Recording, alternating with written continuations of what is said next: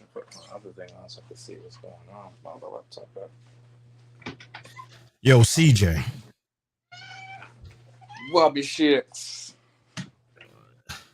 Now, I just want to address something real quick. I got to address something real quick before we even get into this. That was good. I was at the Young Hawk Clash versus what? Sound International? Yeah. What do you think? I think the clash was good. The clash was good. But my problem with that clash was, I'm going to be real with everybody. My problem with that clash was CJ wasn't on with the Boston people. He was with the New York people. What, chilling? Yeah. I mean, Young Hawk is from the same spot we from, so, or we're from the Sound is from, so you know what I mean? It's like only right, show the bro hospitality, you know what I mean? That's all it was. I still made my little circles and hail up all the Boston people. No. Don't give me that nonsense. Come on, you know? Come on. Nah, anytime I head out to the city, you know what I mean? I'm good over there. No questions asked. So I just had to make sure that, you know what I mean? My people. You had to make sure that. Yeah, man, that's all it was, you know what I mean? And plus, I learned a lot from him as well, because back in my POWA Vibes days, like I had a clash with Young Hawk as well, you know what I mean? Me and it was POWA Vibes, Young Hawk, and a big sound from Canada named King Turbo. So, and it was actually me and that promoter who kept that dance, who was in the quote unquote New York section, you know what I mean? So it was just like a long time link up kind of thing, you know what I mean? So yeah, that same promoter who kept that dance from back in the day, he remembered me from them time, and he sees I'm on Blunt now. So yeah, man. So wait a second. Yeah. You and Power Vibes clash Young Hawk? That was the same Young Hawk? Yeah, man. Me and Brandon went out there. We had a little bus load. You know what I mean? I remember that. Yeah, the audio's on SoundCloud and everything, man. So, and Young Hawk remember me from them time there too. So, you know what I mean? Even the song from Canada, they still remember me, and they know I'm on Blunt now, so they always show me support. So if I head over to Canada right now, I know I'm good over there as well, you know? So it's just about showing respect and hospitality, you know? That's all it is. Yeah, you got to take me through. Here's the thing. I'm 50 years old. I know you know what it is. Yeah, the city of Boston know what it is. Yeah. There's only a handful of y'all. I call you young because you're young. Yeah. There's only a handful of you young selectors in the city that I can really validate and say, I've seen them grow. I've watched them grow. Yeah. I know your bloodline. Now, your bloodline's older than me. Your pops is older than me, right? So your pops kind of grew me into this business. I have to say that, right? Because when your pops was killing sound, I couldn't afford a camera, right? Tell us how you got into this. Well, like you said, my pops, you know what I mean? It's just basically in my blood. You know what I mean? I didn't even choose the music. Music just chose me. I could say my pops introduced me to it, but after that time, he did that the first time, it was a wrap, because I used to live with my mom, and she used to love to travel, like move around a lot with my living situation. So my pops was always in Boston for the most part, but I used to live like Milford, Worcester, and like, you know, those places that's kind of like more suburban, you know what I mean? And I will always find my way to Boston, whether it's a train or a bus, or I make her drive me, because I had to get around the music, you know what I mean? I knew it was something with the music that was drawing me close. So yeah, at one point I was living with my pops for a little bit, and before I go to school in the morning time, I would turn on the sound, and this was back when they had the records. I would turn on the sound, right, but I wouldn't put it through the big speakers. I just put it through the headphones, and I would just play the sound, like, you know what I mean? And I knew, like, I just love it, you know what I'm saying? So yeah, and I started when I was 8 years old. My pop showed me, and I did my first dance by myself when I was 9. Like, I played the whole dance, you know what I mean? My pops didn't help. He was there. I had his equipment and stuff, but from I was 9, I played my first dance by myself. You know what I mean? Big up my pops for that still, you know, because he didn't have to do that, you know? So at 9, how did that even happen? And what dance was that? Well, it was a dance, obviously, that he had booked. Right. It was a cookout. There was a cookout over there on that those projects over there by Ruggles. What You is know it? what I'm Academy? No, Heat Street. It's got to be Heat talking Street. No, not by that Ruggles. the other side, like you're going towards Dudley, that side over there, behind Dudley Station and Oh, them Orchard Park. around there, yeah, Okay. around there. And I'll never forget it, man. Like 3 people actually got shot that night. You know what I mean? And one of them, you know what I mean, they got wrap up, and the next 2 they was in critical. But I would never forget that night, man. You know what I mean? But yeah, unfortunately, that was my first dance I played by myself. It was a cookout over on them parts I bust on. You know? Yeah. Whitaker Street. Can of Butter Babe said. Is it Whitaker Street? Nah. We don't know the street. Can of Butter Babe on the check-in. What's going on? Okay, so 9 years old. Mm-hmm. So when was the first time you played sound? Like what, 8 to 9? It just took you a year to understand how to do this? I wouldn't say I understood, but I had a good concept. You know what I mean? Yeah, and he was like, yeah, go do your thing. And you know, that's the best way to learn when you Right. just make somebody go out there and do their thing. So, yeah, I had the basics, you know, down pat. But and like I said, he was still there, but he was just making me do my own thing. He wasn't helping me. You know what I mean? He was just like, do your thing, and I'm here if you need me. But I'm not really trying to help you like that. But I want to see how you work. You know? So yeah, that's what it was. It was fun. I had fun. I ain't gonna front. I had fun. Besides Now, that experience with the whole bang bang thing, besides that, everything else was cool. did you have access to the dub box? Now, would your dad give you full reign to the dub box, or there's only certain things you could play? Like, how did your dad groom you? Because I know, like, my cousin J. Cool, Uncle White didn't allow J. Cool to play Bounty and Beanie at the cookouts. He had to play old music. Was your dad the same exact way, like building you from the foundation? Because let's face it, the cartels, the Bujus, no disrespect to nobody, but we know what it is. Yeah. And then times that was an easy thing to draw for and play. But to dig into the box and get the Dennis Brown, the Lou Holtz, the tenor saws, like, how did you figure that all out? I mean, it's a learning process still, but I remember the first thing my pops told me to do.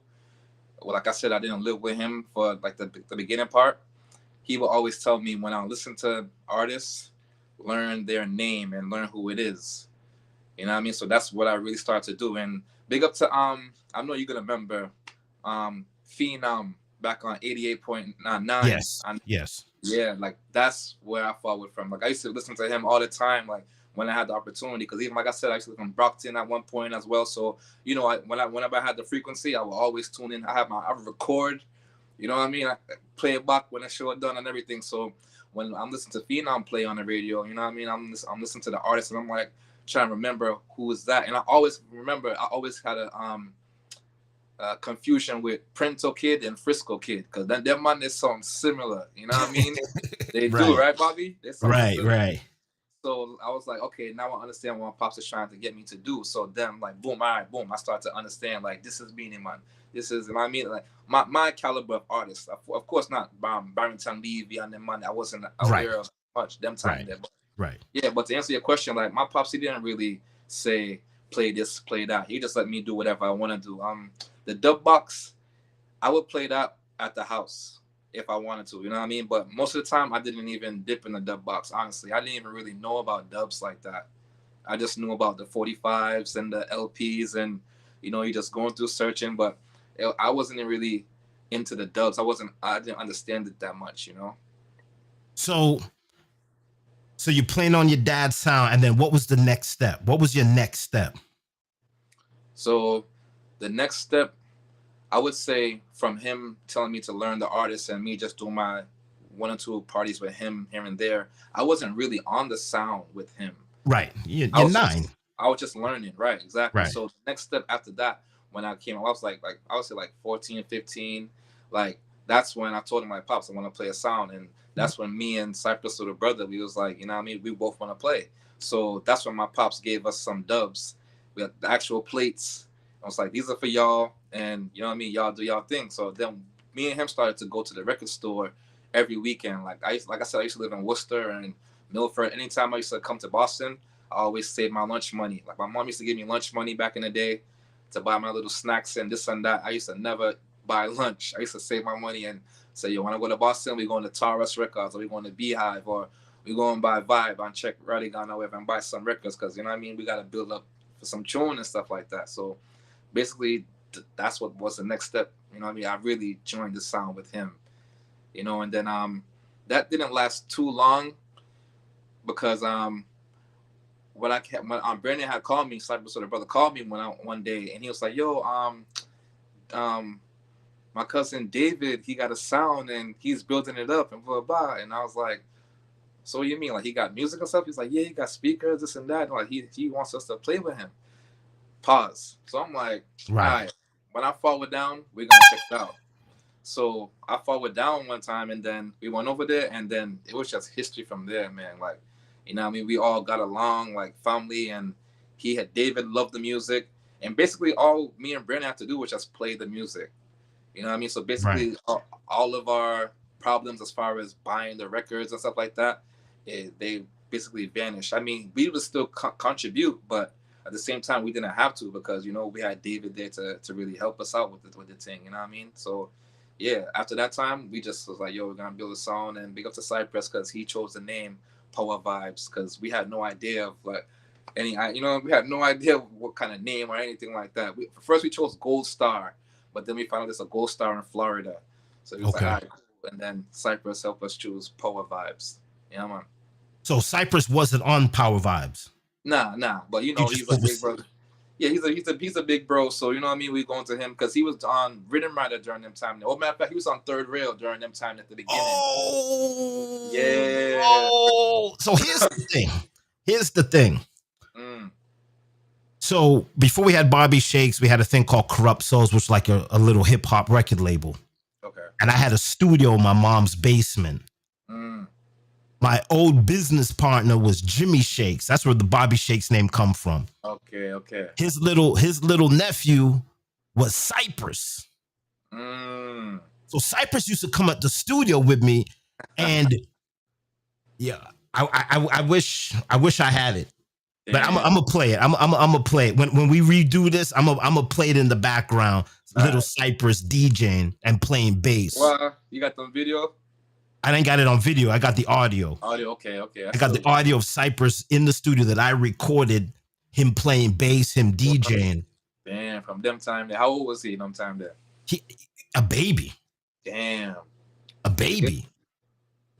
And I just want everybody to know, and it's not like people just say that I'm playing favoritism. That was a very, very dangerous time in Boston, right? You had Third Rail, you had POWA Vibes, you had Undertaker. Yeah. Gangster Machine. All them songs. Yeah, man. There was some terrible sounds out there. And y'all were young. Yeah. So how did you all survive that? How did you survive that? I mean, I think there was more unity around them time there. Like all the brother just comment on the stream. Big up King Terror. You know what I mean? King Terror's we used to be in the streets heavy, man. Like from college parties to cookouts to basement parties. I'm talking about basement party when the party done, you look on the wall and beer. Bridgestone. Yeah, people punts rub off on the wall. Like them days there, you know what I mean? When people actually used to dance at parties and have fun, and not this one bag of cell phone and Instagram thing. Like, nah, back in the day when, quote unquote, we was younger, or I was younger, cause I remember, so you were a little older than me, but during those times, man, even though I might look young on the young side, I've been out here for a little bit, you know what I mean? I started young, I would definitely say, you know what I mean? So yeah, man, big up to Keith, and big up the Soundscape family too, cause like I said, we used to my God. Heavy, man. Heavy. Yeah, man. We was out here heavy. All them college parties, Pine Manor, all them girls' school. Man, we got some stories, bro. We got stories. All sleep in our gal dorm room on them thing down. Mount Ida. Mount Ida or Mount Mattress. Bridgewater State and them place there, bro. Like, I'm talking about consistently. Like, you know what I mean? It was like, and I'm like I said, I used to live I wasn't in Boston most of the time. So when I come to Boston, just link up. Used to link up Keith. And like, what we doing this week? Like, we was outside for the whole weekend. I would come down Friday. As soon as Friday, back to Sunday. And sometimes I'll tell my mom, like, I'm not coming back tonight. I'll come back tomorrow. And this Sunday, we're outside still. And that's what I respect about my mom, too, because she always knew I just loved the music. And I didn't even know why, but she knew why, because my pops, obviously. You know what I mean? So she never really just fight me or discourage me. She just said, as long as I get my schoolwork done, she don't care what I do. And like, I was always a good youth, you know what I mean? I wasn't there doing no about smoking and all them things there, you know what I mean? Only thing I really had problems with was gal. You know what I mean? Gal, too much gal on them things there in school. But I always make sure mom said, yo, I could do what I want so I can get my work done. So I just abide by that. But yeah, man, we was outside, yo. Outside. Big up Father Key on the stream, yo. You know it thing, good brother. So tell us your first dub that you cut and the feeling that it felt. My first dub, that me personally, or the full Power Vibes? Just the first dub cut. Because the first dub for Power Vibes was Sniper Clan. I don't know if you remember them. But oh yeah, my God. Oh my God. Yeah, bro. I wasn't there, but I mean, I was, like I said, I didn't live in Boston during them time then, but of course, you know, it was over by Quinton Studio. So you already know, like, yeah, we had boys 4-piece. You know what I mean? That's 2 on each side of the plate. On each side. We had the actual plate. We had the plate. Ain't no MP3 on them thing. We had to pay to get it. Pay for studio time, pay for them to sing it, and pay to put it on the plate. You know what I mean? So it's a different process than, you know what I mean, like now. Thank God for technology, but different process. So yeah, it was Sniper Clan. You know what I mean? Big up the arrival on, what's his name? Nourish. His name is Nourish. Oh my God. Yeah, man. Yeah, man. My thing, you know, man. Yo, Boston, we are giving you, as we're talking, because I forgot so much. I had no clue. I forgot about Third Rail. I forgot about Bridgestone. Yeah, Bridgestone. I forgot about the Sniper Clan. Bro. But as we, and I think this is what Boston need. Like, people need to know the arrival. Yeah, man. Cutting big tunes in the city. Man, Prento Kid. I have to mention Chrissy Barber too. You know what I mean? Because she put him on the underwater rhythm. Right. They don't even know that's a big rhythm right there, and that's a Boston artist who was on that rhythm. You know what I mean? So big up Chrissy Barber, for real. Man. So after you cut the Sniper Clan, what was the next step? He's like, yo, we gotta get more, less. How did you put the funds together to get that done? Like I said, it was David who was really funding the thing. You know what I mean? Right. And stealing that jerk chicken money. That Irish restaurant money. Exactly. Like I always say from a long time, like, we're not hype over money on things. We are driving and build my car from with 16, and I really mean that. Like, yes. Car and everything. So we don't hype up for them kind of thing there. You know what I mean? So yeah, like, so David used to really sponsor the thing, and the next dub we got was John Mason, and he was at the studio. Oh my God. Quinton Studio in Boston. So yeah, big up to Quinton too, because like I said, like, you know, my pops, he's well known in the city. So as far as the Caribbean community goes, like, they always show me support. You know what I mean? So Quinton was always there. Big up to Quinton, even though sometimes he wasn't on my time that I would like him to be, and a lot of people as well. But when he was around, he was around. So, you know what I mean? He make us know, like, this artist is gonna be in town at the studio, blah blah blah. And we will always shoot over there and grab 1 or 2 tune, or, you know what I mean, whatever we could do. All right, so now from Power Vibes, because I remember David had the Volkswagen, had the GLI Volkswagen. Remember that the great GLI with the 6 gears on it. yo, let me tell you something right now. I'm gonna tell you a little. I can say this now. Yeah. So it was me, him, J Cool, Crazy Dazzle, and I think somebody else, maybe Bucky Famous. And we were going to New York. In the GLI? In the GLI. But I had the punch buggy. Okay. Bobby Shakes. All right. And Davis let me drive it. Oh, yo, 120 miles an hour. Jeez. From the minute we touched the highway to New York City. We made New York City in under 2 hours. Damn. Because remember, he had the sway bar. Yeah. He had it done out. He had it done up. Yeah. Yo, Y'all was just giving that shit gears. And we were going to see what's the artist name? Oh man, see I'm old. I just forget the big artist. Harder they fall, the harder they come. What's the Jimmy Cliff? Jimmy Cliff in Long Island. He was performing at the where the New York Islanders play, and we were just running down there. Wow. And then what happened with David? He come back. He see me handle the gearbox. He come back and he crashed the joint. Yeah, I heard about that. Crashed the joint, and then what did he get? The big M3. Yeah, upgrade from there. Yeah, man. And y'all were driving around in that BMW. Yeah, man. So y'all was always on a level. Y'all were just good. Yeah, like y'all were never in any mix up. Y'all were never in anything. Y'all just held your ground. So what happened to Power Vibes? I mean, y'all just got older. I mean, I would say it like this. I mean, all of us are still good. You know what I mean? Big up David, my brother, Brandon, big up yourself anyway. Basically, I would say I was still there holding it down. And I would just say I knew my potential, and Power Vibes couldn't bring me to where I thought I could go. You know what I mean? So to speak. You know what I mean? Basically, David stopped doing, supporting the sound, and Brandon, he wasn't on the sound anymore. They were both doing their own thing. And at the end of the day, like, it was just me by myself, like trying to do bookings, like getting new music, getting like new regular songs, organizing the songs, trying to look for parties, mixing down the dubs, like, you know what I mean? Everything, spending my own money to get dubs.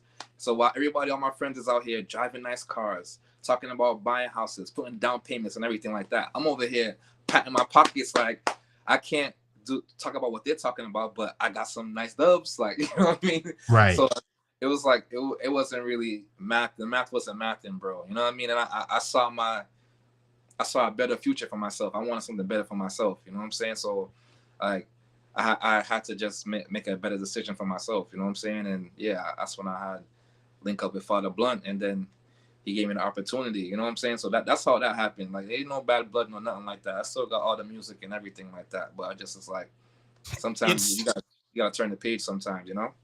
I really respect y'all, and no disrespect, y'all kids, right? Because just watching y'all, y'all had the sound. You guys had, and then we had the sound. Then we had the physical sound too. We had the speakers. The physical sound. Sound. David had the ice cream shop. Yeah. And y'all weren't mixed up in the. I don't know what y'all was doing, but from what I saw from an outside picture, looking at y'all from 30,000 feet up, y'all were entrepreneurs. Yeah. I think it was a little ahead of our time. I don't think we really understood what we were really doing, because we were just having fun. Yeah, you kids at that point. Yeah, but we were really doing big things. You know what I mean? Like I said, like, even with Keith and King Terrell, them, like, when you think about it now, it's like we out here doing this over here, this party, that party. It was like a real business, but we're not thinking about it, like, we're just having fun. You know what I'm saying? So, like, yeah, like, I think we were definitely ahead of our time. You know what I mean? Yeah. What would you say to younger CJ right now? If you could go back in time, because, we have the Garden of Eden in the background here.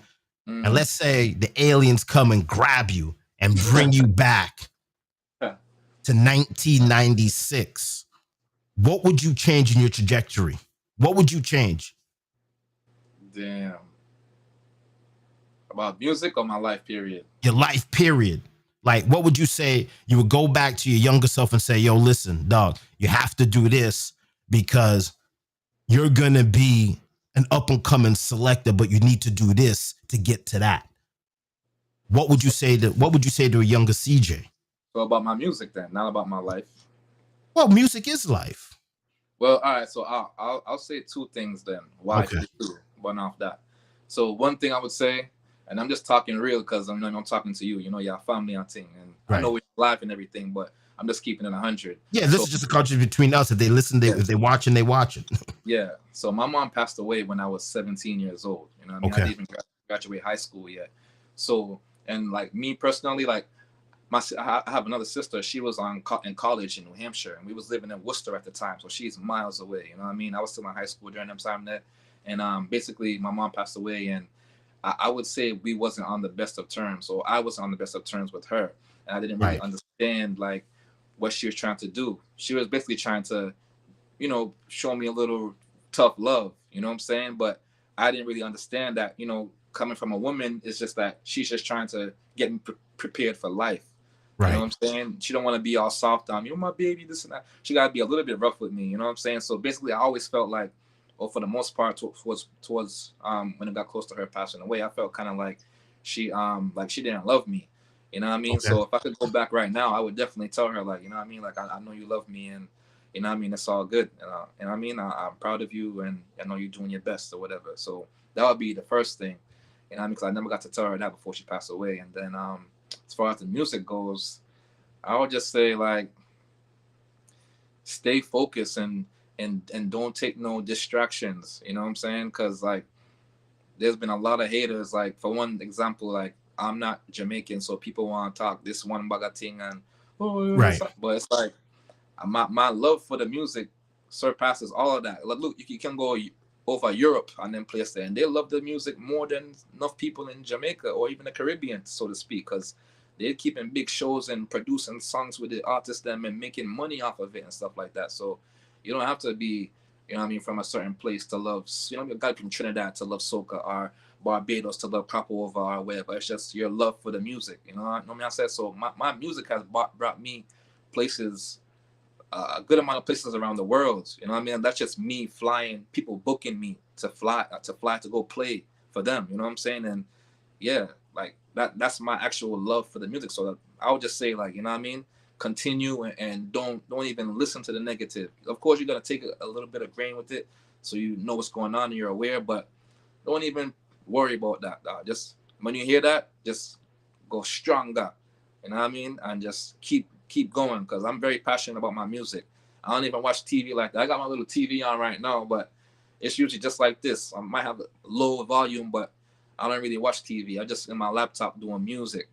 You know what I mean? So that's why I have a million trophy over there like that, because this is what I do. You know what I'm saying? I love Right. music. You know what I'm saying? I don't go a day without organizing music or listening to reggae or, you know what I'm saying, trying to better my music. Like, this is my thing. You know what I'm saying? Yeah. So were you born in America? Yeah, man. I was born right here in Boston. You're born right here in Boston. Yeah, I was born in Boston. Yeah, man. And your parents are Trinidadian, right? Yeah, they was born in Trinidad. Yeah. Born in Trinidad. They knew each other from Trinidad, and then they came up here. Yeah. Went to New York first. It's I get it. Everybody's protective of their culture. Yeah. But when we really think about reggae now, the big reggae acts are not even Jamaican. Ones winning Grammys and all those stuff. Yeah. So it's, I guess you can't even really watch that. You know what I'm saying? Like if but that's now, Bobby. That's now. Right. That's now. It wasn't like that. Yeah. It was. You had to be Jamaican. And so now we know what you would say to future self, right? And now let's come back here now. So Power Vibes ends, and then what's the next step after that?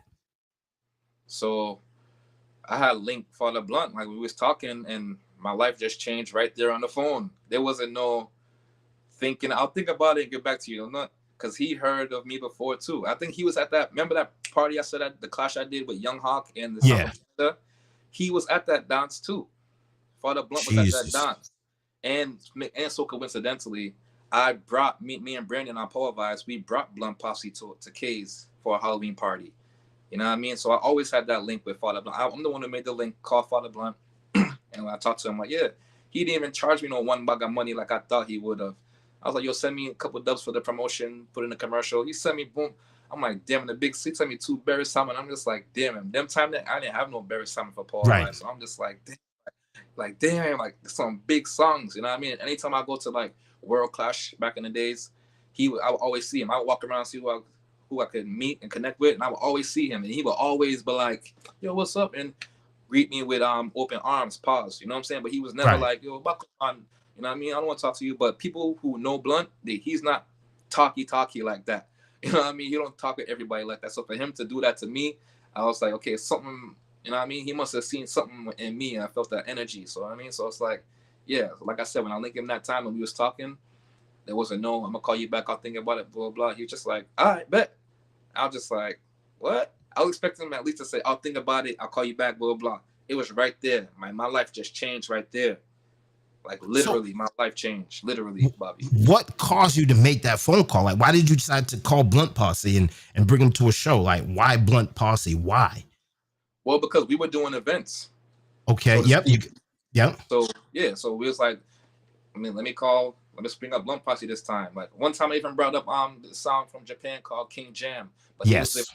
They was living in Bronx too, the same place Blunt Posse's from. But now that dude he's a big producer now, like winning Grammys and everything like that. Big up Mickey Rooney, that's my bro. Yo, he lives in Japan, but he's a big producer right now. So that's supposed to show you, like, I just want to be good with people that I know. I don't care if you're from Boston or this and that. You know what I mean? I actually met them from clashing them in Brooklyn, and from them we just kept the link like that. You know what I'm saying? So yeah, the dude's a Grammy producer right now. So yeah, I brought him up here to Case. Mickey Rooney from King Jam, Japanese Sound, brought Blunt Posse. So like we were just trying to do something different. You know what I mean? Because we book everybody in Boston, and we got to learn that everybody don't show you the same love that you show them. I thought that's how it goes. Like you put me on a party, I put you on. You put me on, and it doesn't go like that. People are just selfish. You know what I'm saying? So we stopped booking people from around the way, and we start to branch out, and then you know what I mean, start to incorporate other people to work with us.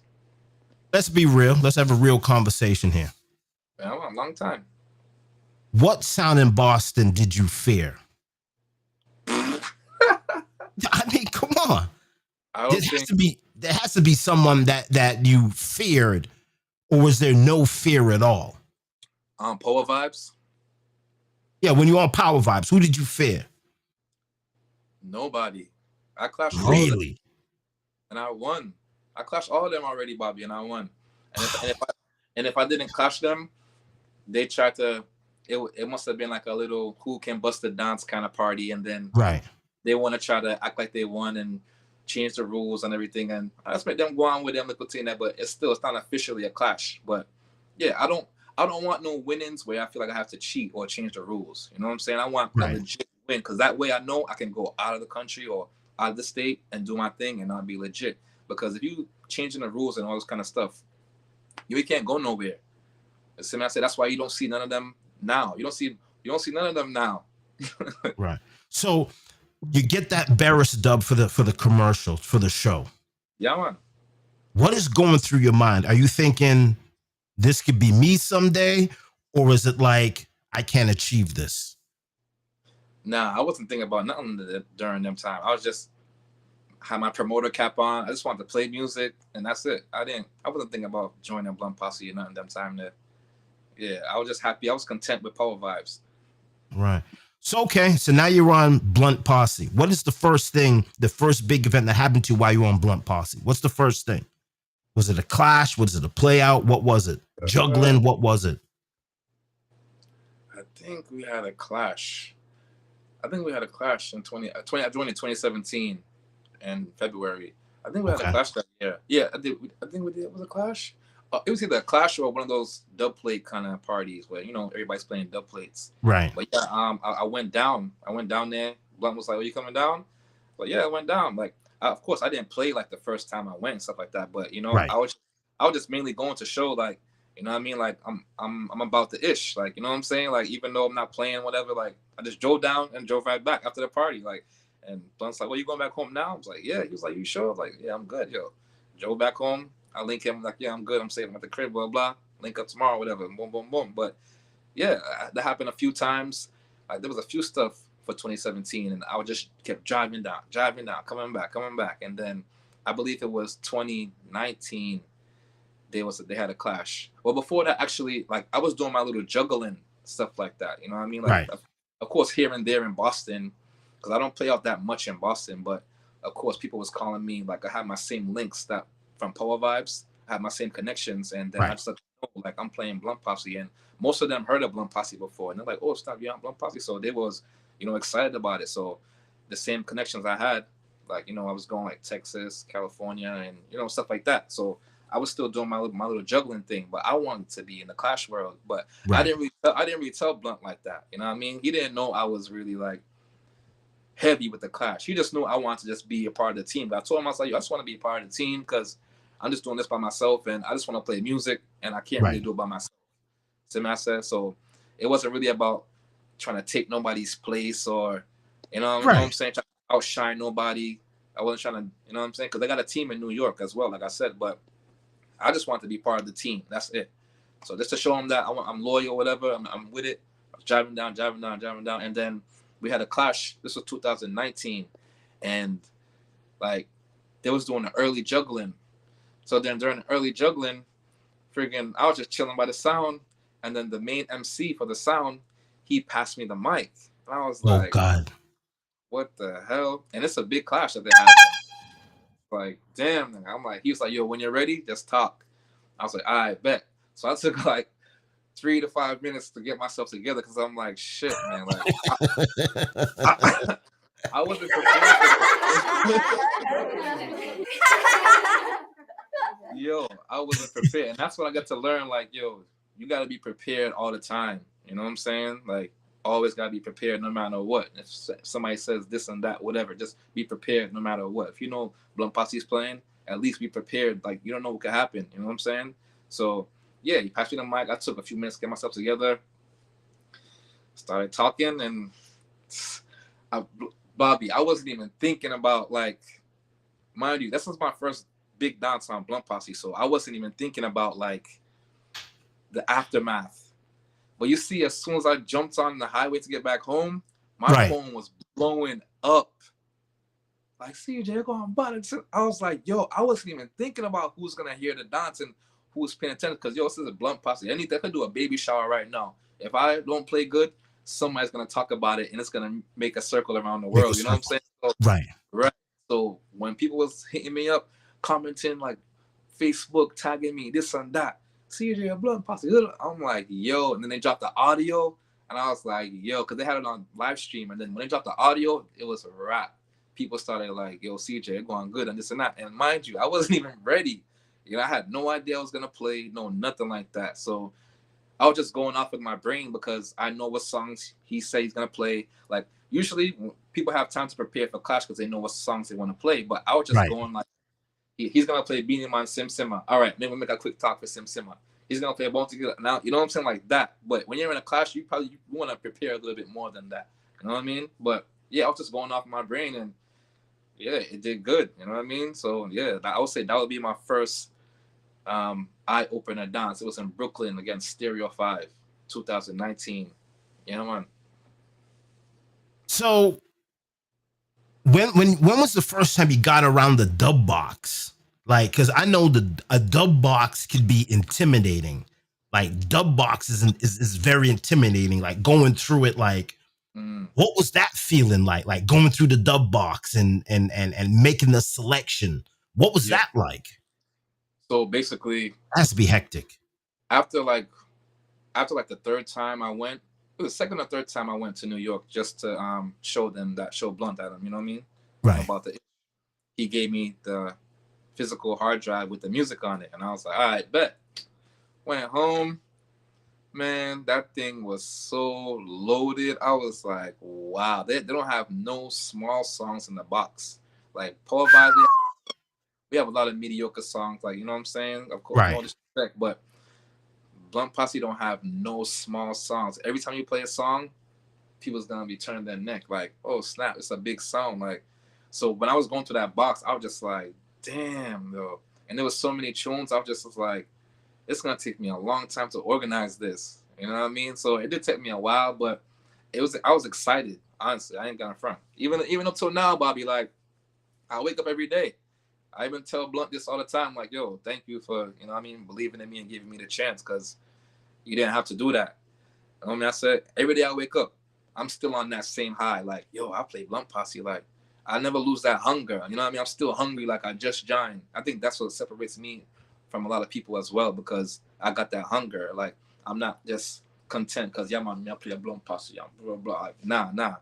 I'm out here, dog. Like, what's good? Like, who wants smoke? Whatever. Dog. Like I said, I don't do nothing but organized music. You know what I'm saying? That's all I do. I barely watch TV.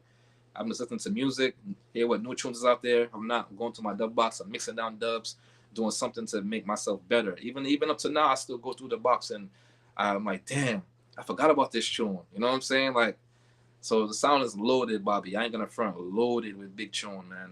So Loaded. how do you even memorize all of that? So it's all, you're always studying, you're always going through it, because that's why in the military they have you run 5 miles, then come back and then go to the firing range, because you can't shoot a gun when you have a heart rate in the war, when people shooting at and trying to kill you. So when you're in a heated clash, how do you recall the dubs? Or is there sometimes you say you're in a clash, you're like, damn, I let that sound slide because I could have played that when they played this? Like, what is the conditioning for that? I would just say it all boils down to like a little bit of, well, mostly memory. You have to know your box. You know what I'm saying? You have to know what songs is in there. And if the guy says something, you have to know what song you could play that's going to kill what he said or what he played. You know what I mean? So, yeah, I mean, I even at the beginning, I made a straight dub mix. Like, it was, like, must have been like 4 or 5 hours or 6 hours long. I just played everything that I had, yo. And I just started, I listened to it every day. I listened to it. I don't listen to nothing else. I just listened to that whole thing. I was like, yo. And it still wasn't even the whole thing, but it was most of the stuff. You know what I'm saying? So, yeah, that's a good way that, you know what I mean, I got to memorize a lot of this stuff.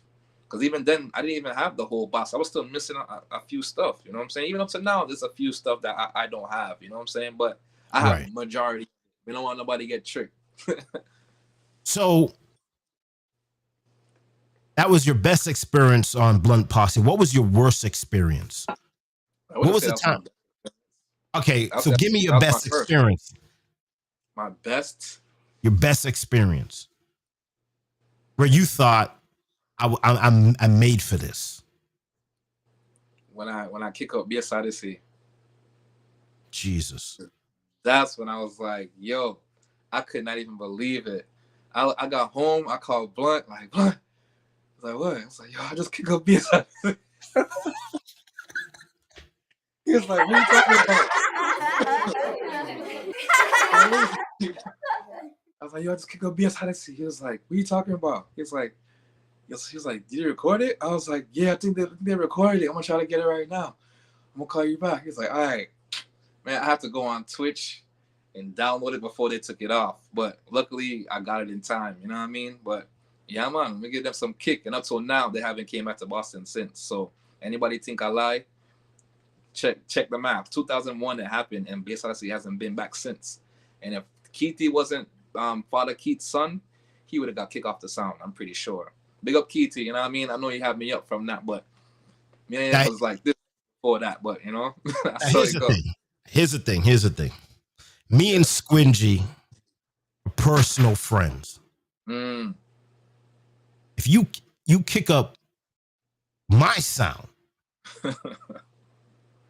and what people don't understand is, and they don't get the respect that they should get, but when we talk about clash, from our because we're in the same, we were fooling around the game at the same time. Even though, you have to put them up there. That has to be an amazing accomplishment to kick up BO. Like, I couldn't sleep, yo. I couldn't sleep. I think that's even bigger than Mataron. The only thing would be Babyface. Right, something like that, right? Something like that. Not even Mataron. No disrespect to Mataron, but you know, Bass Odyssey and biggest sound. Biggest sound. Yeah. So what happened? How did you kick them up? How did you kick up my sound now? You have to give me the play-by-play. You have to give me that. You have to give me that. Usually, big up Kanda, him and Mr. D, they usually bring them here for their birthday party in November. It's usually year-to-year thing, you know what I mean? So they went by Mr. D's radio station, and Keithy was over there playing tune. And I went on the live. I seen it was over there. I was like, what? Yo, Keithy, I'm a virgin. Go by Conda, like Conda, my family, like, yo, I'm gonna go over there, go beat 2 tunes. I grab my laptop, went over there. So when I pulled up, Keith C was like, yo, CJ there, Blunt Posse, blah, blah, blah. Pull out my laptop, he was like, oh, yeah, gonna be some tunes. I was like, yeah, man, I'll play a few more of them Blunt Posse. I was like, all right, cool. So I played my tune them, met my little talk them here and there, and then he was gonna come back in. And when he came back in, he was making some sideways talks. You know what I mean? Oh yeah. Oh yeah. So then when I got back on, I was answering him back like, yo, you can't talk to me that way. That remember we killed Bass Odyssey in the UK because Blunt Posse had a clash with Squingy and Mark. And Yes. Love Injection. This was I forget which year it was, but it was the early 2000s. And yeah, Blunt Posse won that clash in UK against Bass Odyssey fair and square. So I had to remind him, like, boy, remember I said we kick on the up, because yo, I do my history. I even know the first tune where Blunt Posse voice and all kind of to ask Blunt everything, because I want to know my song. You know what I'm saying? So yeah, we kick him up them time there, and I'm like, yeah, you can't talk about my song then, because he's like, that's what we can't take with someone on liquid, just hurry come up sound. I'm like, oh wow. yeah, that's so I feel wild him up like, yo, and then we started going tune for tune and rotate, and then that's during the time Super Cat just started voicing dubs, and they didn't have none, and I knew that. I was like, Pussy, play this. I'm gonna lock off. Pussy, you can't play this. Drop the Super Cat. Sometimes I don't know them around the back with your rude boy. Yo, after that, you don't see Bass Odyssey back over here after that. Wow. What was Blunt Posse's first dub that they cut? 4-piece of Junior Cat. That's how I know the SoundClash sound. You know what I'm saying? Right. Junior Cat, you know, is a SoundClash DJ. That's SoundClash DJ. So yeah, it's a 4-piece of Junior Cat.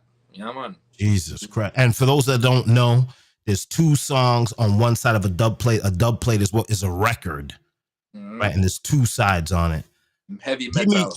Heavy metal. Steel. Give me your worst experience on the sound that made you think, am I really supposed to be here?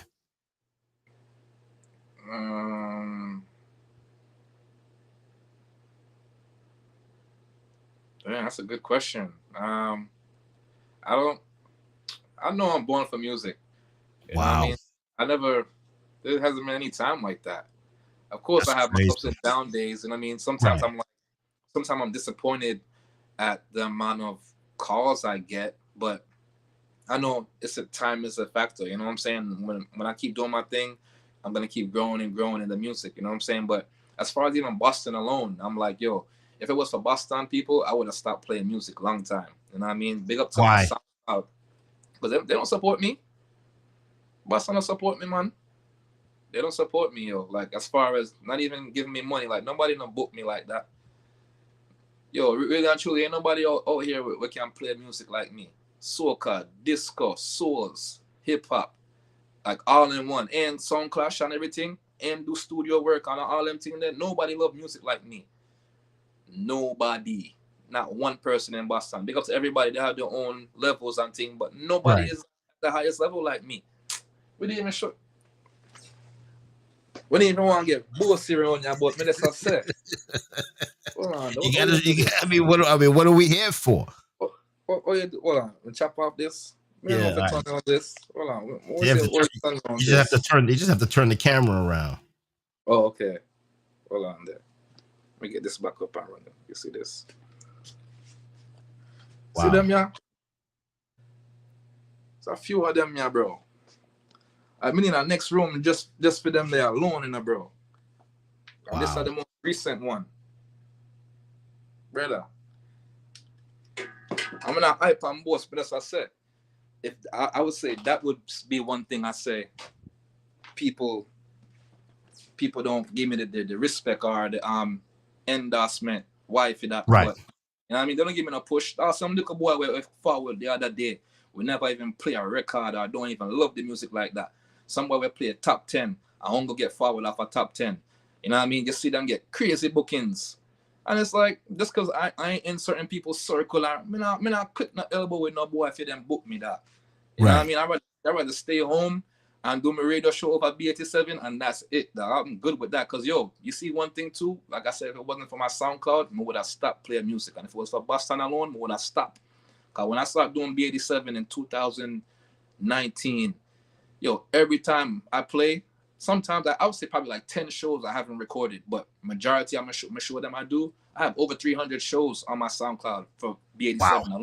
Every time I play, I record and post it up, and I always get the numbers that is cut. They're adding up, bro. I'm not doing no thousands, but they're in the hundred, like at least like 300, and you know what I mean. I said, like, and that's good. That's good for me, dog. Like, you know what I mean. I said, I'm making my nights over at B87, dog.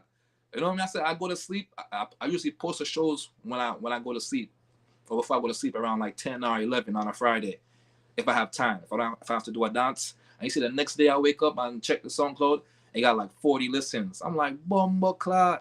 Like that's a big deal to me, dog. I appreciate that. When I first started, I had like, you know what I mean, 5 people. Sometimes the show till next week we get out 20 listens. I know I'm doing like 20 listens when I drop asleep and wake up.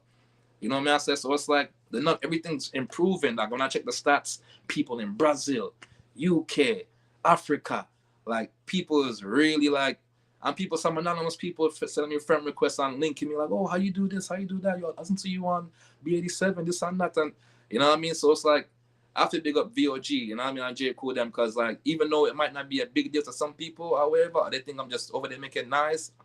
I am quote unquote making nice. You are making noise. You are making noise.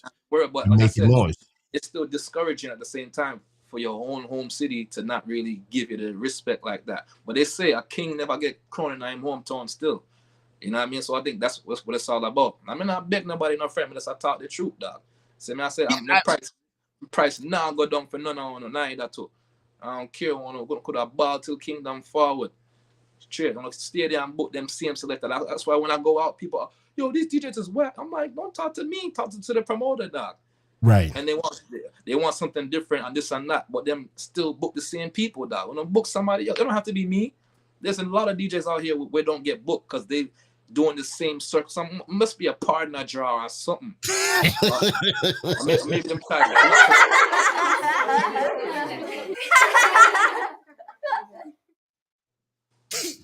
But they're just gonna mash up Boston dancehall. That's all I'm gonna say. They're gonna mash up Boston dancehall. That's it. That's why people go Connecticut and then place and enjoy themselves. Right.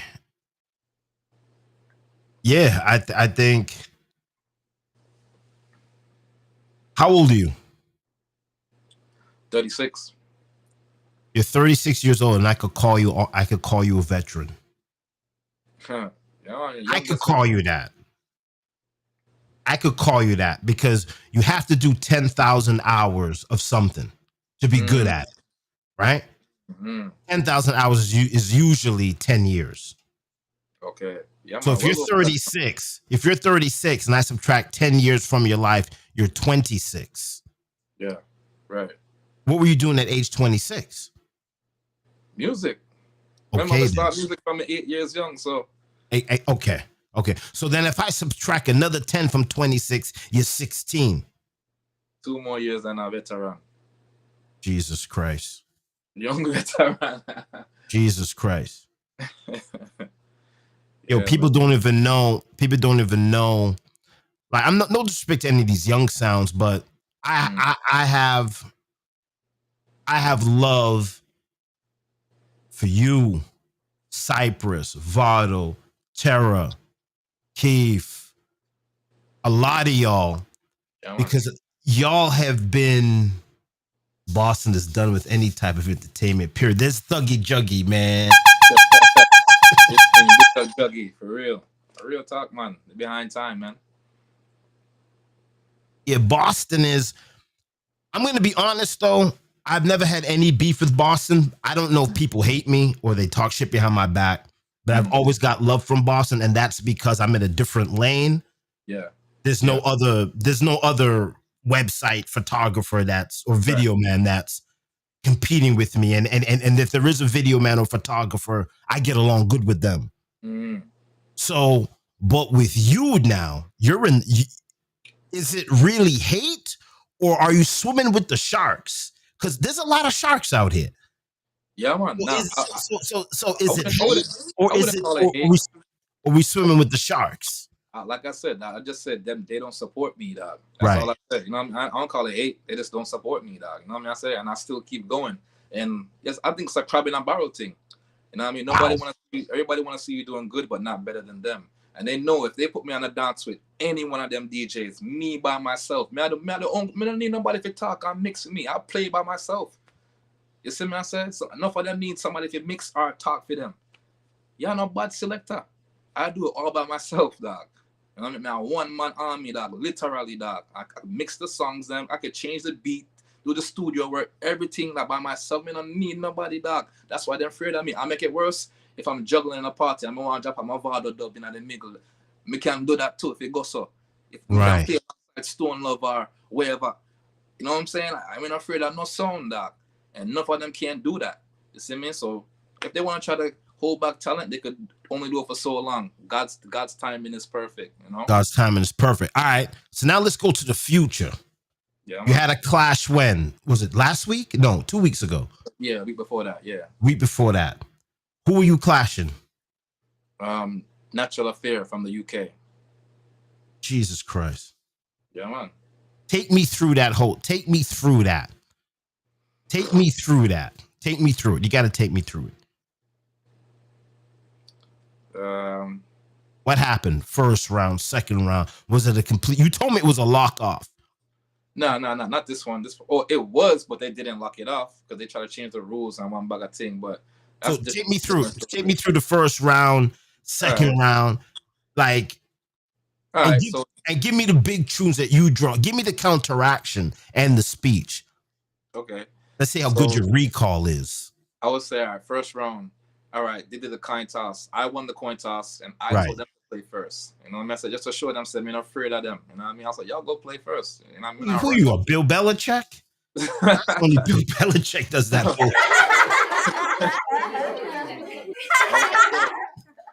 go play first, and let me see what y'all working with, what y'all doing. All right.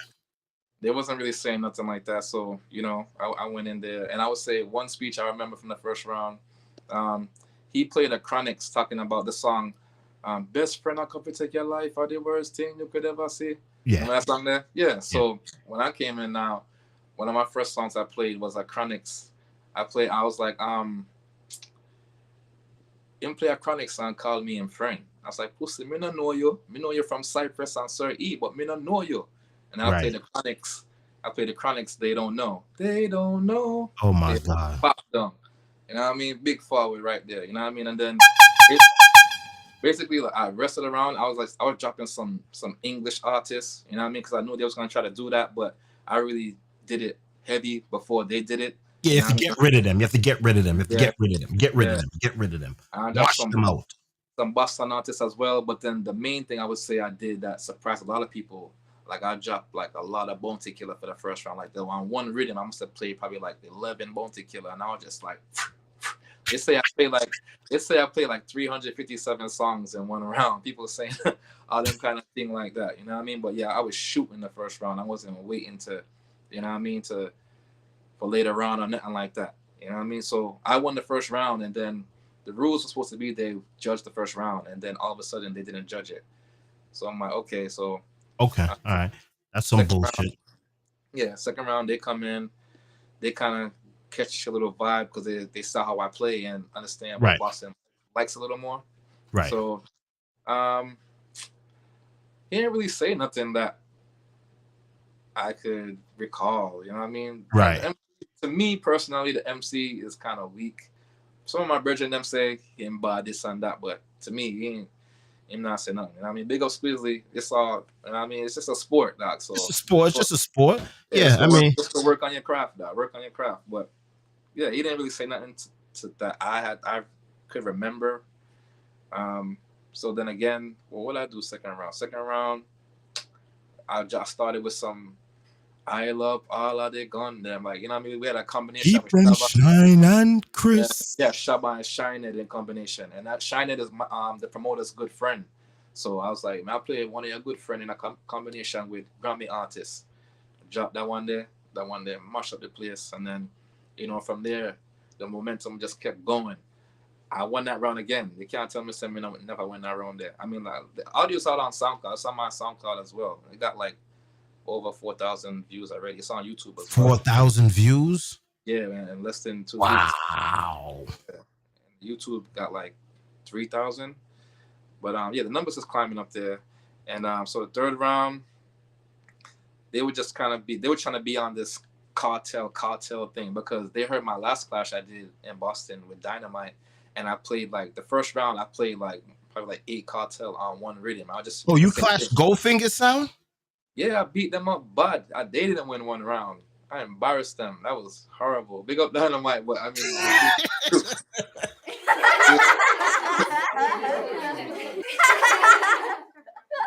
Yeah, man. Come on, man. You can't kick up finger. Come on, Big man. up both finger, but I had to handle that one real quick. You know what I mean? That was kind of personal, But was that like, why was that personal? Why was that clash personal? Because all right, so that kick off because at it was Father P's birthday party in Boston. It was Blunt Posse, Fire Links, and Dynamite. Cypress and Ghetto was there too, but they don't really have nothing to do with that. So I was playing after Dynamite them, and Dynamite them kept saying, "Oh, one more to go, few more than Blunt Posse, one more to go," and I'm standing up there behind them with my laptop. You know what I'm saying? Because he said one to go, and I'm like, dude, how much? You know what I'm saying? Like, let me know what I want. I don't want to stand up behind you, like, send me a hungry DJ. Like, I'll go buy a drink and look at a gal or something and chill out. Right. But few more to go, and he kept doing that for like 10 minutes. So when I went on, I just aired him out. That like, yo, pussy, I talk about one more. I think you can't style Blunt Posse. I turn it on upon him, dog. You know what I mean? So wow, that kind of got a little personal. And then Fire Links when I come in, like he wanted a piece of the smoke. Oh, Father P, I told you them boy I got hype up and rated, but it wasn't really nothing about Fire Links. You know what I mean? I kind of regret not busting a shot off I am still, but I learned, for next time. But yeah, so that's why that dance was kind of personal. And then, you know what I mean, the Selecta them going on internet, putting my face on Dog Body, one internet war. I'm like, what are doing the thing? When we reach the dance, that's where I'm not gonna show no wagwan. When I can't do no little internet talking, I wasn't saying nothing on the internet.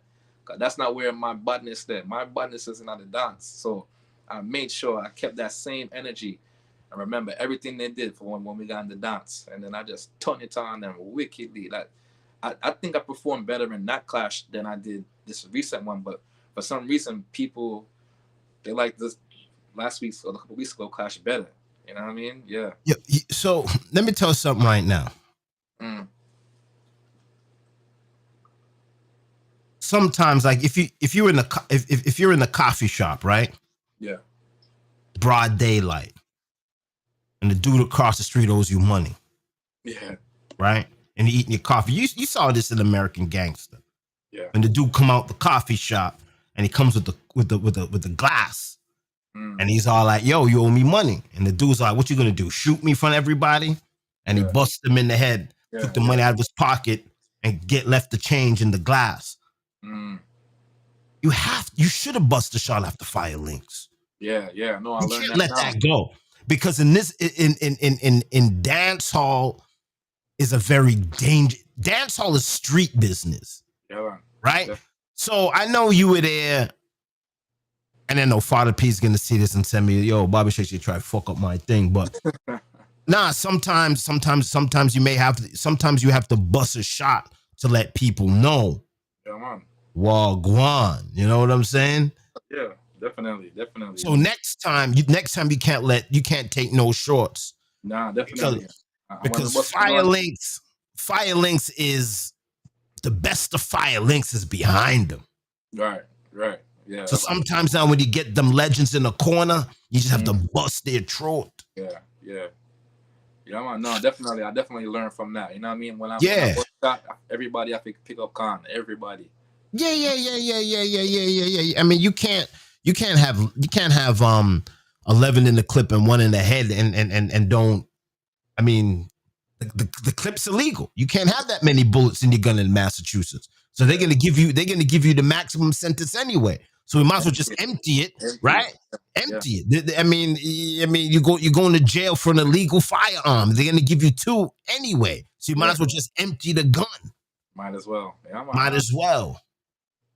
Oh, this dude's hold on. Dougie Jug said reggae's dead. Afro beats. Let's play to that. Let's play to that. Look at my charger. Reggae is reggae really dead? Hold on, dude. You asking me that? Yeah, I'm asking you that. Dougie Jug, you know, I don't. reggae. I wouldn't say it's dead, but it could be going in a better direction. Right. I mean, because they're doing one bugger, pop pill, and you know what I mean, those kind of stuff, and it's not. People want to hear party and happy music. You see what I said? That's why soca is still continuing to do what it do, and Afro beats past reggae, because they're all talking about happy stuff. Oh, let me fix this. You know what I mean? I'm not gonna lie to you. So I saw you at Kess. Yeah, man. Me and Reggae Goddess, and I how you find Slimmers? I mean, what's up with that? Well, we can say that for another podcast.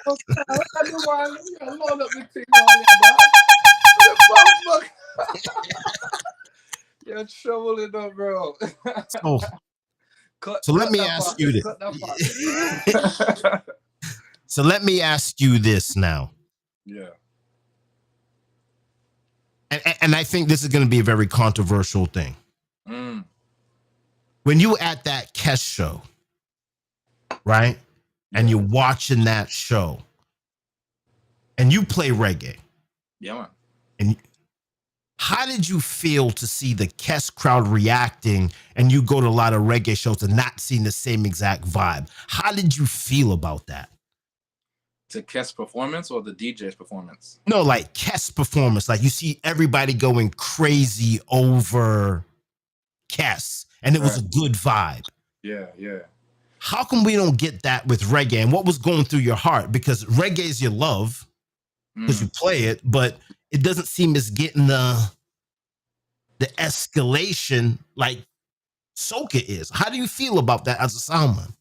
I told you, bro. It's because what they're talking about. You know what I mean? Usually, like Bon Tequila and all them from back in the day, they talk about what they see or about what's going on. You know what I'm saying? Right. And unfortunately, enough of them are seeing, you know, crime and violence and stuff like that. And now I guess they're seeing pill popping and all them things, or scamming on them things. You know what I mean? They're not talking about, they're not seeing happy things. You know what I'm saying? So, no, yeah, about you, like Masika or somebody who has branched out of Jamaica and now living in Florida or something like that, you know, he's seeing more of a better life. Or, you know, he has a better vision, you know what I'm saying? So he can make better content. You know what I'm saying? So it's kind of hard to compare that because the music is just two different things. One makes you feel happy, and the next one might make you feel like bust somebody on them face, like, you know what I mean? So yeah, it's crazy. Yeah, I think that's why you don't really go to Clash and hear much soca music. I'm not saying you won't, but you don't really hear much of it because that dancehall is more of a grimy, hardcore kind of music. Hardcore, right? Yeah. So I mean, that's what I think it is about. But at the same time, it's like it's kind of disappointing. You know what I mean? And not to say that if when Dexter adopts forward, then the girls ain't reeling up, but it's still not gonna be like what Kess was doing. Because like I said, it's that happy feeling that you get. You know what I mean? When he's singing, "We go them jump, we go make them free up, we go." It's the kind of you know what I'm saying? It's happy. Right. You want to just get lit, wine pan and yell, you know what I'm saying? Go home and get busy, dog. So you know what I mean? Ain't no really dancehall songs making you do that like that. You know? Do you?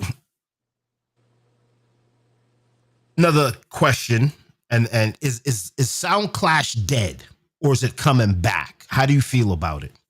No, man, SoundClash ain't dead. It can't be dead. I think it's just promoters or whoever's promoting it. You know what I mean? They need to put together good packages. Okay. When I say it's not dead, I don't mean that it's not happening because just about every week there's a clash happening somewhere in the world. You know, you can see it nowadays. Somebody's gonna live stream it. If it's in Antigua or Jamaica or New York or somewhere, there's always a clash happening just about every weekend.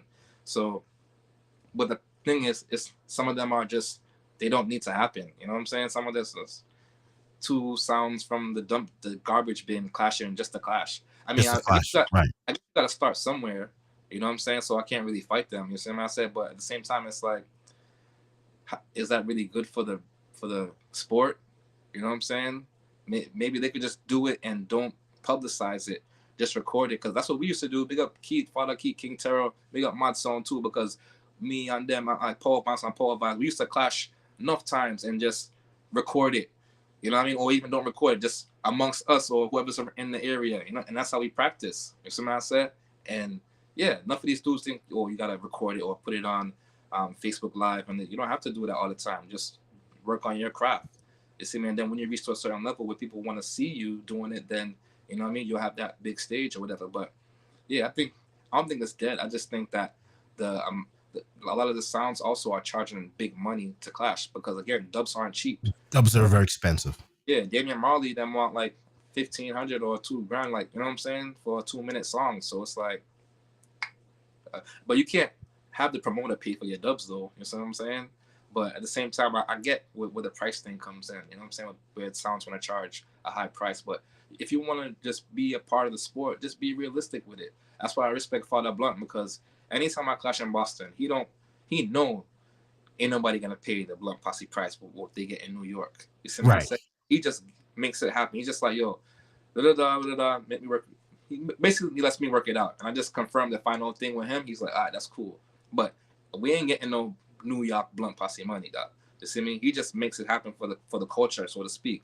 You see me? I said so. That's why again I gotta respect him, because he's the one spending the bread on a tune them. So they able to put me out there again, to believe in me, to hold down the reputation that I just became a part of. You see me? So yeah, man, big up my G for that Blunt. But yeah, I think that's what it is. It's like they gotta put together good packages, and then it'll be better for the culture. Well, the baby's sick. I hear the baby. Yo, this was great, man. This was a good sit down. I love you with all my heart. Likewise, been following you since you were young. You're still young. Sky's the limit. Before we go, when's the next clash, and how can we follow you? Give the SoundCloud and all of that. Yeah, man. So there's a few people calling for clash, but nothing confirmed yet. But I already know I'm gonna have at least like 2 clashes next year, me personally. But the sound, we have one in Brooklyn next year against King Klepto. That's the New York team. They'll be there, and I probably might go down as well. But yeah, King Klepto, they're doing that thing right now. So yeah, man, people should definitely forward up to that one or buy the live stream if you can't make it. That's in June next year. So yeah, look out for my clashes. You know, my social medias, I post everything on there. Give us your social media. Give us the handles. Yeah, man. Everything is at Selecta CJ, or type up CJ Blunt Posse. It's gonna bring you to the same thing. SoundCloud, YouTube, Instagram, Facebook. You know what I mean? Everything. And don't forget to catch me on B87 every Friday from 4 p.m. to 7. I'm supposed to do the Sunday shows again, but I'm working on it. I'm gonna start it again soon, because I was doing the Sunday show like a reggae show, because ain't no reggae shows in Boston. Everybody wants to be on. Big up to Isis, like, you know what I mean? She was the only one doing it, and then when she left, I fell back, and then I was like, you know what? I might need to pick this up, because people was liking that vibe. And when I put my reggae shows on SoundCloud, not the dance hall that I do on Friday, when I put the reggae shows, yo, those be doing numbers, and I'm like, yo, there's people out here who really do like reggae music. You know what I mean? Not the dancehall popping pills and Bounty Killer and all. They want to hear some Singer, some Sanchez, some Freddie, some Burning Spear. Like, you know what I'm saying? They want to hear them tune this. So I'm like, yo, I got to get back to it. So I'm definitely working on starting that again. Maybe even for the new year, sometime early in the new year, I'll start back doing the Sunday show. But definitely, I love that vibe too. On the Sundays, I call myself Bobo CJ. That's my alter ego, where, you know, I mean, say life over there, good over evil, girl over gun. You know what I mean? I say money over war. So that's the sure. That's my Rasta side. You know what I mean? Oh, sorry to cut you, but we just got, what is the SoundCloud? Jug wants to know the SoundCloud. What's the SoundCloud? Everything is CJ Blunt Posse or Selecta CJ. That's SELECTA CJ. Yeah, man. All right. CJ, thank you so much, man. We did 1 hour and 15 minutes. Damn. Yeah, man. I think it was a good chop up. Good chop up, bro. Good chop up, man. Thanks for having me. I look forward to seeing you do this too. You should continue doing this. You know what I mean? So people could get aware of what's going on in the city as well. You know what I mean? There's so much history. And the reason why, and I'm going to end it with this. The reason why Boston is whack is because the people like us that are in the media are not doing stuff like this. Mm. And we're not educating. So, and just this little clip, we had some people watching. The chat was crazy. Thug Jug, who don't really know who you are, said now he's going to follow you. Yo, so respect. This right here is positive on what we're trying to do. Yeah, man, definitely. All right, man. Love you, man. All right, likewise, bro. I'll see you Saturday. Yeah. Oh, yeah. We'll see you Saturday. That's gonna be a good time. Yeah. You go to the station too to pregame or just later? Yeah, I might go to the station to pregame. We can't really talk about. Oh, hey, it's a secret. VIP party. Hey, I'm gonna be over there. We're gonna be live streaming, so it ain't gonna be too secret. It ain't gonna be too secret. Yeah, we outside though all weekend. All right, man. Peace. Love you, brother. All right, likewise. Bless up.